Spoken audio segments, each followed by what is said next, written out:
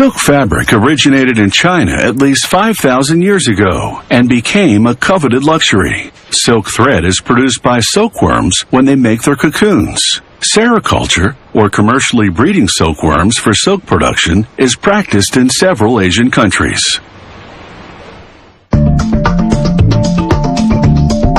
From home goods to accessories and clothing, there are few textiles as elegant and luxurious, or as prized throughout the ages, as silk. It's hard to believe this beautiful fabric comes from worms.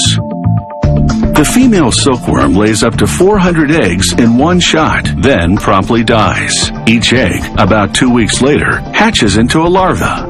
The larva feeds on fresh mulberry leaves continuously, increasing its body weight 10,000-fold and growing to a length of about 3 inches. Then, as it enters the pupa phase of its life cycle, it excretes liquid raw silk from salivary glands in its mouth. When that liquid silk contacts with the air, it hardens into a single thread.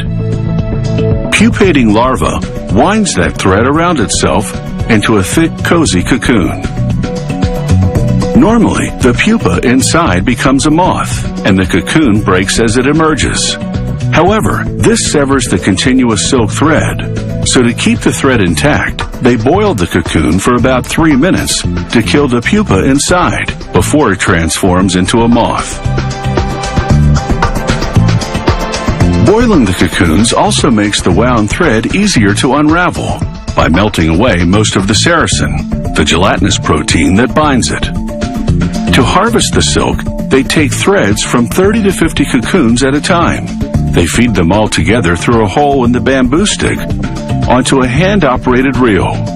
Then, slowly and carefully, they turn the reel, unraveling the cocoons. As the thread passes together through the stick, the remaining sericin glues them together, forming a single thicker thread. The silk threads coming together are so fine, only about 1/100th of a millimeter in diameter, that it takes 2,000 to 3,000 cocoons to produce a pound of silk thread.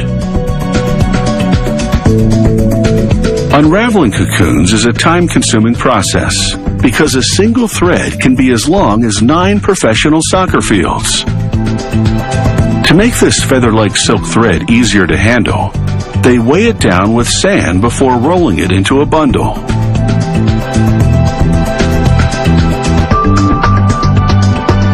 Next, they wash away the sand and remaining sericin, then bleach the thread so it will uniformly absorb the synthetic dye.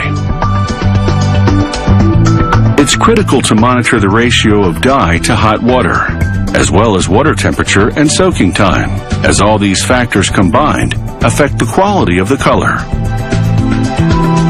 After rinsing away the excess dye with lukewarm water, they hang the thread to dry.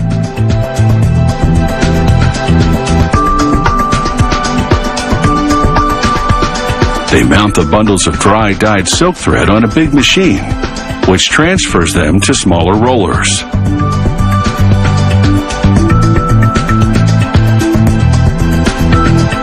Those rollers then go on an automated machine, which transfers the thread to small bobbins.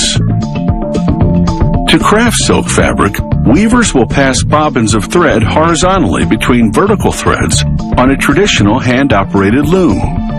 Another machine, meanwhile, winds thread around spools. A worker then installs a set number of spool threads on a mechanism, which aligns them vertically on the loom, parallel to each other. Fabric that's about 3 feet wide typically requires 4,000 vertical threads. By stepping on the loom's foot pedal, the weaver repeatedly raises every second vertical thread, and with a tug of a cord, passes a shuttle containing a bobbin of thread horizontally in between. This intertwining of horizontal and vertical threads weaves the silk fabric.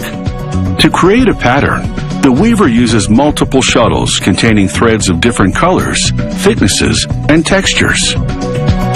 Some patterns, such as an intricate weave called brocade, are so intricate that even the most experienced weavers produce just 2 to 6 inches of fabric per day. Now that's wearable art.